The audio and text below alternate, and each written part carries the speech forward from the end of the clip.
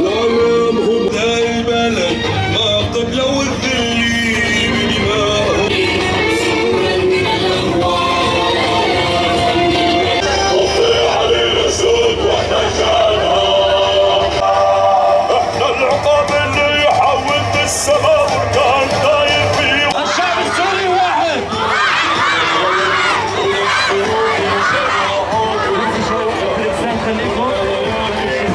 الاعلام يفوق، الصمع النصف يفوق.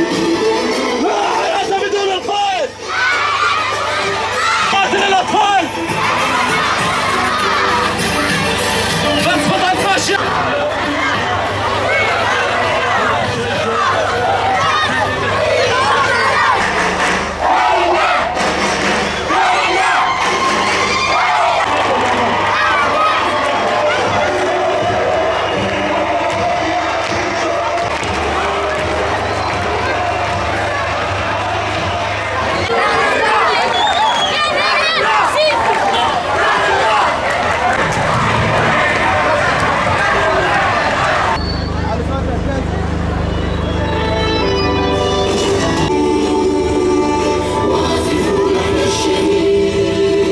بيان إلى الرأي العام، سلاما على مكفل بالحديد ويسقط القائد الظافر كأن القيود على معصميه مفاتيح مستقبل زاهري، كعربون محبة ووفاء إلى قائد الإنسانية عبد الله أوجلان الذي كرس حياته دفاعا عن المظلومين في كل أنحاء العالم، والذي أعطى الطلبة الأهمية الكبرى في بناء مجتمع ثوري ومستقبل مشرق للشعوب.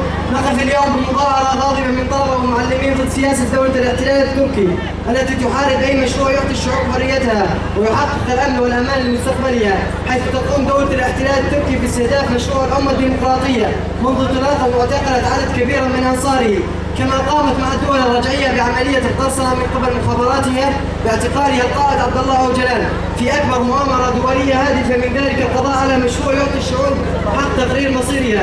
وتقوم هذه الدول حتى يومنا هذا بمحاربة هذا المشروع عن طريق أساطها في المنطقة. دولة الاحتلال التركي ومرتزقته حيث تستهدف مناطق الإدارة الذاتية بشكل شبه يومي، مستهدفا المنشآت المدنية والحيوية لكسر إرادة الشعوب في شمال وشرق سوريا. وآخر هذه الاستهدافات التهديد بعملية برية عسكرية لاحتلال المزيد من الأراضي وجعل هذه الشعوب يتراجعون عن المطالب بأبسط حقوقهم المدنية هي العيش بحرية وسلام.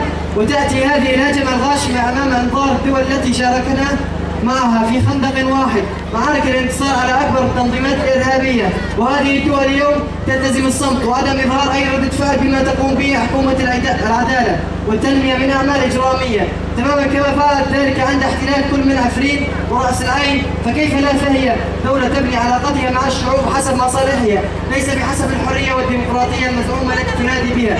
باسم حركة الطلبة الديمقراطيين في الطلقة وريفها نطالب جميع الشعوب الحرة والتواقع إلى الحرية والسلام بالنزول إلى ساحات النضال ومناصرة قضيتنا العادلة ضد الفاشية التركية والمطالبة بالحرية الجسدية للقائد الكبير عبد الله أوجلان. كما نطالب هذه الشعوب بإبداء موقفها تجاه سياسة الدول التي تستهدف دائما شعوب التواقع الحرية والسلام والضغط على حكوماتها بوقف الهجمات من قبل أكبر دولة دائما الإرهاب في العالم. النصر لقضيتنا والشفاء العاجل لجرحانا. عاشت أخوة الشعوب، تسقط دولة الاحتلال التركي. حركة الطلبة الديمقراطيين 8/12/2022.